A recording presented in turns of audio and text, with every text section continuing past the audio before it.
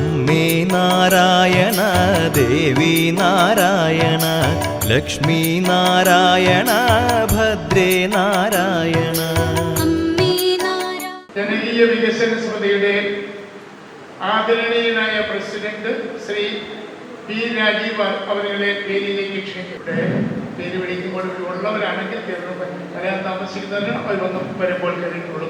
അടുത്ത വിശിഷ്ട അനുഗ്രഹ പ്രഭാഷണം നടന്ന ശ്രീ ടോമി ഗുരുവിള മുനിസിപ്പൽ ചെയർപേഴ്സൺ എത്തിയിട്ടില്ലെന്ന് എത്തിക്കൊണ്ടു. ശ്രീമതി യമുന വയലാരാമവർമ്മയുടെ മകളെ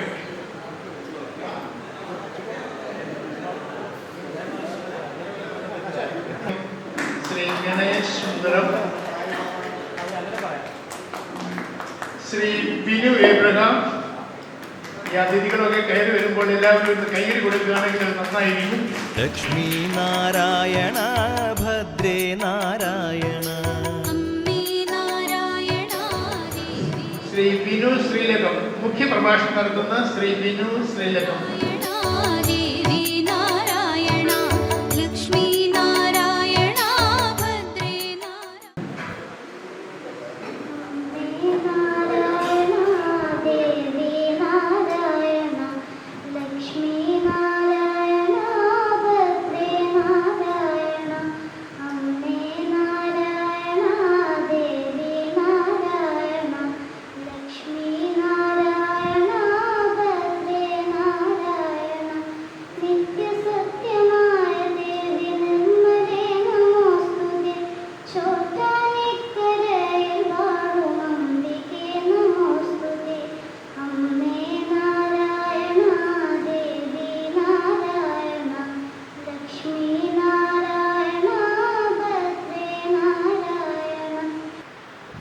വർഷത്തെ ഒരു ദീർഘമായ ഗാനരചനയിലുള്ള തപസ്യയിലുള്ള അദ്ദേഹത്തിൻ്റെ ഈ യാത്രക്കിടയിൽ നമ്മൾ അദ്ദേഹത്തിൻ്റെ സുവർണ ജൂബിലി ആഘോഷം പോലെ എന്നുള്ളത് അദ്ദേഹത്തെ സംബന്ധിച്ച് സുവർണ ആഘോഷം തന്നെയാണ്. സുവർണ ജൂബിലി ആഘോഷം തന്നെയാണ്. 50 വർഷമായി. അതുകൊണ്ട് നമ്മൾ പറഞ്ഞപ്പോഴെങ്ങും ഈ സുവർണ ജൂബിലി ആഘോഷം എന്ന് നമ്മൾ എഴുതിയില്ല എന്ന് മാത്രമേ ഉള്ളൂ. എങ്കിലും ഞാനതിനെ അദ്ദേഹത്തിൻ്റെ കവിതാരചനയുടെ സുവർണ ജൂബിലിയായി കണക്കാക്കുകയാണ്. എന്തായാലും ഞാൻ 28 വർഷം മുമ്പ് ഹരിച്ചേട്ടനെ കാണുമ്പോൾ ഇതേ രൂപമായിരുന്നു. 28 വർഷങ്ങൾക്ക് ശേഷം ഹരിച്ചേട്ടൻ അതുപോലെ തന്നെ നിൽക്കുന്ന. ഇനി അങ്ങോട്ടും ചേട്ടന് ഈ ഒരു സൗന്ദര്യം കാത്തു സൂക്ഷിക്കാൻ സാധിക്കട്ടെ. ചേച്ചിയുടെ സ്നേഹമസൃതമായ സഹകരണം അതെ ഉണ്ടാവുമല്ലോ. ഈ സൗന്ദര്യം, ഈ എഴുത്തിന്റെ ഒരു മഹിമയും മുന്നോട്ട് കൊണ്ടുപോകാൻ സാധിക്കും എന്ന് ഞാൻ പ്രത്യാശിക്കുന്നു, ആശംസിക്കുന്നു. ഇപ്പോൾ 50-ാം വാർഷികം ആഘോഷിക്കുന്നു. അതിശയോക്തി ആണെന്ന് തോന്നുന്നു. എന്നാൽ പോലും ഞാൻ 50 വർഷം കൂടെ ഞാൻ വീണ്ടും എഴുതാനുള്ള കരുതീശ്വരം തരട്ടെ എന്ന് ഞാൻ ആശംസിക്കുകയാണ്.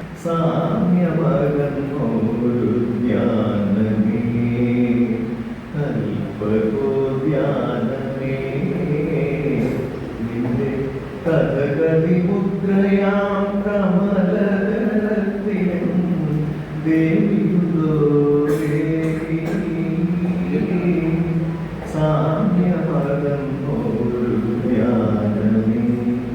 കണ്ടടച്ച് ഭക്തി നിർഭരമായി നടന്നു പോകുമ്പോൾ ആ പാട്ട് അവിടെ മുഴുവൻ മുഴങ്ങുമ്പോൾ അറിയാതെ കണ്ണു നിറയുന്ന ഒരനുഭവം എന്ന് അവരെഴുതിയിട്ടുണ്ട്. ആ അനുഭവം എനിക്ക് പണ്ടുണ്ടായിട്ടുണ്ട്. പക്ഷേ അന്ന് ഹരിശേഷനാണ് ഈ പാട്ട് എഴുതിയതെന്ന് എനിക്കറിയില്ലായിരുന്നു. അതിനുശേഷമാണ് മോള് ഈ CD കാണിക്കുകയും ഇത് ഹരിമാമൻ എനിക്ക് തന്നതാണ്. അവളാണ് ശരിക്കും ഇവിടെ വരേണ്ടിയിരുന്നത്. ഹരിമാമൻ്റെ ഏറ്റവും വലിയ ആരാധികയാണ് അവൾ. ചേച്ചിയോടാണ് കൂടുതൽ അടുപ്പമുണ്ടായിരുന്നത്. അതിനുശേഷം ചേട്ടനെ പരിചയപ്പെട്ട് ചേട്ടനുമായിട്ട് കൂട്ടായി. പിന്നെ എൻ്റെ അനിയത്തിയായിട്ട് വളരെ അടുപ്പമായിരുന്നു. ഞാൻ പൊതുവെ പിന്നിലേക്ക് പോകുന്നൊരു സ്വഭാവമായതുകൊണ്ട്, അമ്മയുടെ സ്വഭാവം കൂടുതലുള്ളതുകൊണ്ട് ഞാൻ പെട്ടെന്ന് ഒരാളോട് അടുക്കില്ല. പക്ഷെ അടുത്ത് കഴിഞ്ഞാൽ കൂടുതൽ സ്നേഹം ഉണ്ടാവുമെന്ന് എല്ലാവരും പറയാറുണ്ട്. പക്ഷെ എനിക്കൊരുപാട് അടുപ്പം കാണിക്കാൻ അറിയില്ല, അമ്മയെ പോലെയാണ്. പക്ഷെ എനിക്ക് നിറഞ്ഞ സ്നേഹം ഹരിച്ചേട്ടനോടുണ്ട്. എൻ്റെ അച്ഛന് വേണ്ടി സംസാരിക്കാൻ നാവ് ഉയർത്തിയ ഒരു മനുഷ്യൻ. ഞങ്ങളുടെ ജ്യേഷ്ഠ സഹോദരനെ പോലെ. എൻ്റെ ചേട്ടൻ പോലും എതിർത്തൊന്നും പറയില്ല. അച്ഛനെ പറ്റി എന്തെങ്കിലും പറഞ്ഞാൽ സാരമില്ല പോട്ടേടാന്ന് പറയും. വിഷമിക്കേണ്ട കാര്യമൊന്നുമില്ല. ഞങ്ങളുടെ ഭാര്യ മക്കളും ഉണ്ടെന്നുള്ള വിചാരം പോലും ഇല്ലാതെയാണ് അച്ഛൻ എന്നോ മരിച്ചുപോയി. നേരത്തെ പറഞ്ഞ പോലെ കൊച്ചുമോളാന്ന് പറയുന്ന ആ ഒരു വിചാരമുണ്ടല്ലോ. അച്ഛൻ നേരത്തെ മരിച്ചുപോയി. എനിക്ക് 10 വയസ്സുള്ളപ്പോൾ. ഈ 50 വർഷം പിന്നിപ്പെടുമ്പോഴും ഇപ്പോഴും വയലാറിൻ്റെ മകളെ ഇഷ്ടപ്പെടുന്ന കുറേ മനസ്സുകളുണ്ട്. അത് വയലാറിനോടുള്ള ഇഷ്ടമാണെന്ന് മാത്രം എല്ലാവരും വിചാരിച്ചാൽ മതി. എന്തും പറഞ്ഞോട്ടെ, 50 വർഷമായിട്ടും ഇത്രയും ജ്വലിച്ചു നിൽക്കുമ്പോഴുണ്ടായ വിഷമം ഉണ്ടാവും. അത് പറയുന്നത് മാത്രം വിചാരിച്ച് എല്ലാവരും ജീവിക്കണം കേട്ടോ. ഒരു 4 വർഷം അപ്പുറം, 3-3.5 വർഷം അപ്പുറം ഏറ്റുമാനൂരപ്പൻ കോളേജിൽ, ഇവിടുത്തെ ഏറ്റുമാനൂരപ്പൻ കോളേജിൽ അദ്ദേഹത്തിന്റെ എൻ്റെ ഒരു പ്രഭാഷണം, അത് കെ സുരേന്ദ്രൻ എന്ന മഹാനായ സാഹിത്യകാരനെ കുറിച്ചുള്ള സ്മാരക പ്രഭാഷണം നിർവഹിക്കാൻ ഞാനും വഹിക്കുന്നത്.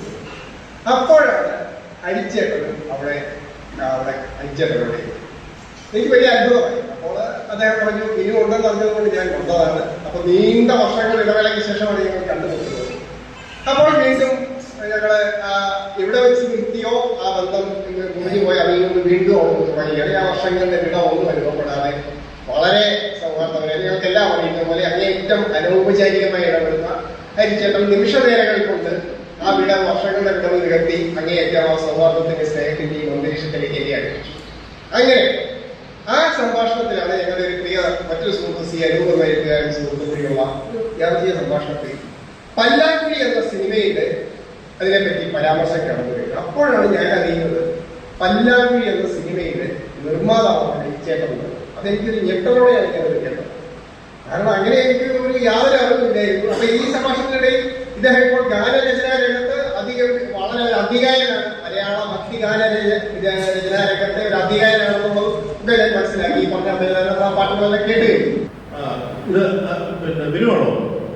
അതെ, ഞാൻ കരിയേറ്റുമാൻ.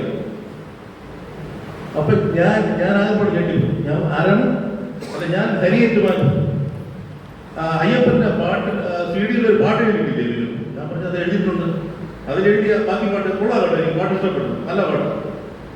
ഞാനിത് സ്വപ്നത്തിൽ കേൾക്കുന്നതാണോ എന്ന് പറഞ്ഞ് ഇങ്ങനെ ധരിച്ചു നിൽക്കുകയാണ്. കാരണം ഇന്നത്തെ സാഹചര്യത്തിൽ പരസ്പരം ഒരേ മേഖലയിൽ ജോലി ചെയ്യുന്നവരെ പരസ്പരം അങ്ങോട്ടും ഇങ്ങോട്ടും എങ്ങനെയെങ്കിലും ഇകഴ്ത്തി കാണിക്കാൻ ശ്രമിക്കുന്ന വ്യക്തികളുള്ള സമയത്ത് ഞാൻ അദ്ദേഹത്തെ പരിചയപ്പെടണം എന്ന് ആഗ്രഹിച്ചിരിക്കുന്ന സമയത്ത് അദ്ദേഹം എൻ്റെ ഫോൺ നമ്പർ കണ്ടെത്തി ഇങ്ങോട്ട് വിളിച്ച് എന്നെ പരിചയപ്പെടുന്നു.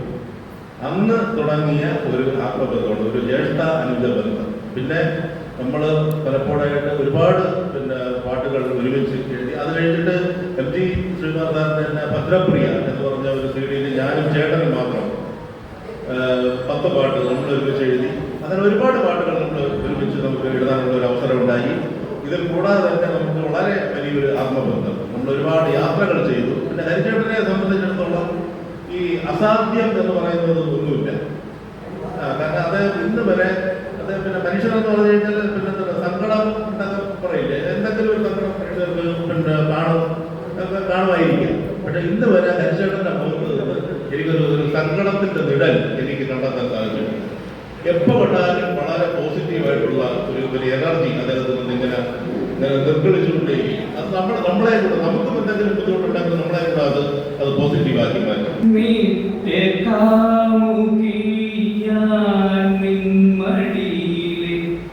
ചിത്രവിപഞ്ചികയാകാൻ കൊതിച്ചു ആമൃണാളമൃദുലാംഗുലീരെ പ്രേമ പല്ലവിയാകാൻ കൊതിച്ചു നിത്യകാമുകി ഞാൻ നിൻമടിയിലെ ചിത്രവിപഞ്ചികയാകാൻ കൊതിച്ചു. ദേവസ്വം തുറമുഖ സഹകരണ വകുപ്പ് മന്ത്രി PN വാസവൻ സാർ എത്തിക്കഴിഞ്ഞു. അദ്ദേഹം കൃത്യസമയത്ത് തന്നെ എത്താൻ സാധിച്ചില്ലെങ്കിലും നമ്മുടെ പരിപാടിക്ക് മാറ്റുകൂട്ടുവാൻ അദ്ദേഹം എത്തിച്ചേർന്നിരിക്കുകയാണ്. അവധിക്ക് വേണ്ടി PN വാസവൻ സാറിനെ ഈ ആദരവ് ചടങ്ങിലോട്ട് ഔപചാരികമായി ഉദ്ഘാടനത്തിനുമായി ക്ഷണിച്ചുകൊള്ളു. കരിയേറ്റുമാനൂരിന്റെ മുമ്പ് നേരത്തെ സേതുനാഥനെ കുറിച്ചുള്ള KG സേതുനാഥനെ കുറിച്ചുള്ള ഒരു ഗ്രന്ഥം അവിടെ തിരുവനന്തപുരത്ത് ഞങ്ങൾ ചർച്ച ചെയ്യുകയുണ്ടായി. അത് അവതരിപ്പിക്കാനുള്ള അവസരം എനിക്ക് ലഭിച്ചിരുന്നു. ഇത് അദ്ദേഹത്തിൻ്റെ ഓരോ ഗാനങ്ങളെയും അദ്ദേഹം കൃത്യമായി അനലൈസ് ചെയ്ത് കൂടുതലും പ്രണയഗാനങ്ങളാണ്. അതിന് സൗന്ദര്യവും അതോടൊപ്പം അതിനപ്പുറത്തുള്ള ദിശാബോധവും പകർന്നുകൊണ്ടാണ് അത് പറഞ്ഞത്.